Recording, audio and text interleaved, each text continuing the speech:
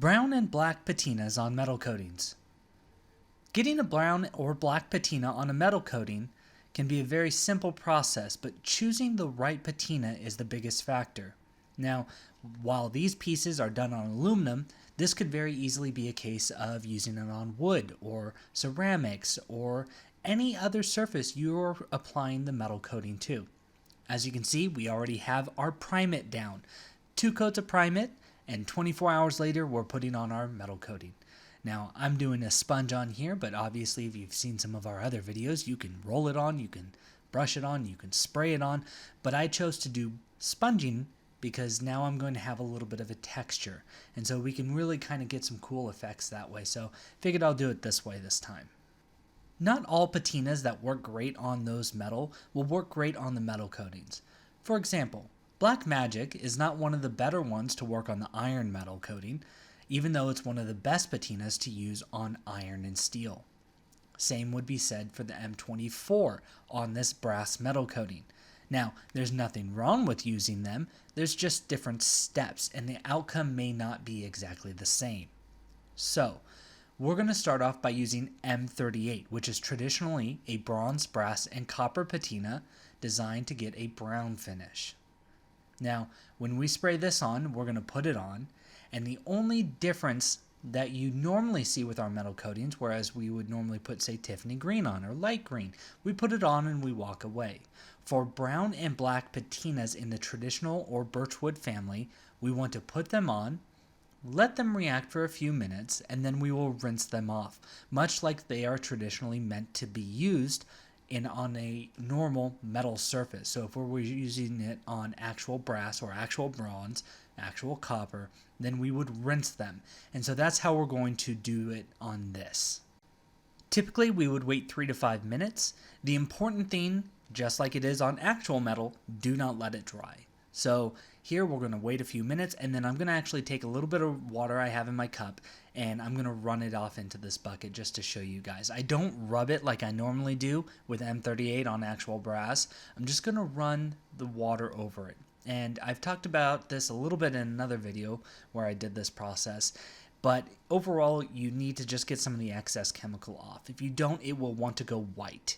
And you can see here, after it's developed over a day, it's got a little white, so I take a wet rag and I kind of wipe it, and for the most part, a lot of it will go away. Now, one thing I always like to have on hand when I do a brown patina like this on the metal coatings is the patina stain. And this goes for both brown and black.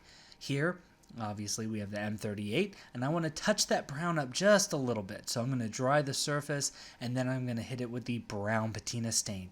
And while I'm using this in the spray can, we obviously have it in a lot of different formats, so you can thin it as much or as little as needed. But the spray can is perfect for what I'm doing. I just want to add a little bit of subtlety, and it works out really nicely, just kind of popping that brown up a little bit. Now we'll use the M24, a traditional patina that you would use for bronze, brass, and copper to blacken them, again, part of the birchwood line. And like the M38, the M24 needs to be diluted. I recommend using a 3-part patina to 1 part water, but I really encourage you playing with it and finding where that dilution works best for you and your specific project. As you can see, our texture is going to get a nice contrast here, and we've got a little bit of pulling from the edges, but I'm not too worried about it. If you need to, add a little bit more, but overall, same application as the M38. Put it on, let it react for a few minutes, and then we're going to rinse it off with water. Just like with the M38, we will have a little bit of white residue in most cases, so we'll just wipe that off a little bit, dry it, and then clear coat it. And I'm not going to use the patina stain on this, although obviously I could, but I'm just going to use the clear guard and seal it in. Next, we're going to use the dioxides. And so here I have 2 samples that'll pop up in just a moment, and I'm going to do them at the same time because they're both dioxides. The first one here, black dioxide. The second, brown dioxide.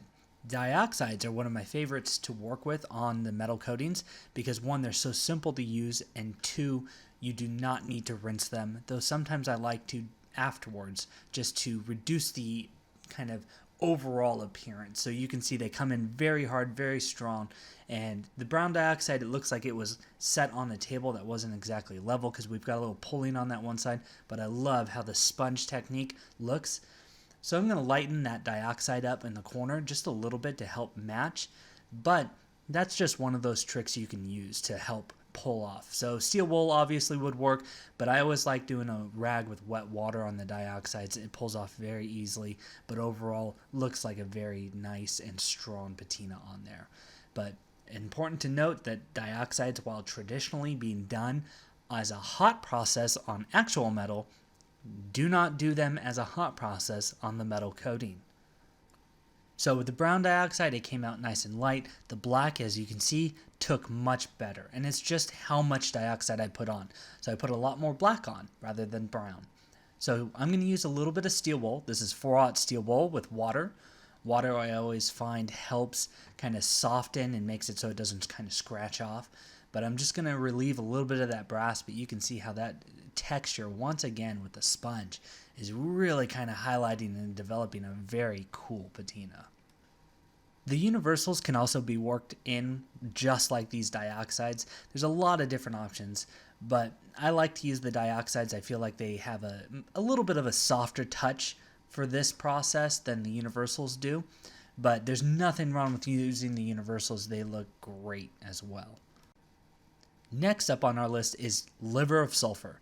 Liver of sulfur is a tried and true patina, and this is one of the few that we sell in a crystal form that you just mix with a little bit of distilled water, and mixing ratios is right there in the container, but essentially you do not need to rinse it. You can just put it on and leave it. And it doesn't really develop that much of a film, if any. I normally don't find that I need to rinse or do anything with it afterwards, but you may find that you want to. And once again, you could pull it back a little bit if you so choose. Now that they're all sealed up with ClearGuard, here's our M38.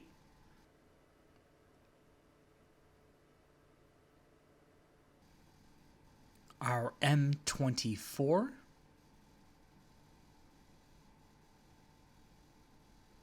The brown dioxide,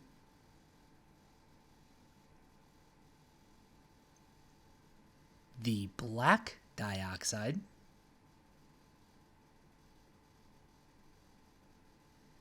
and the liver of sulfur.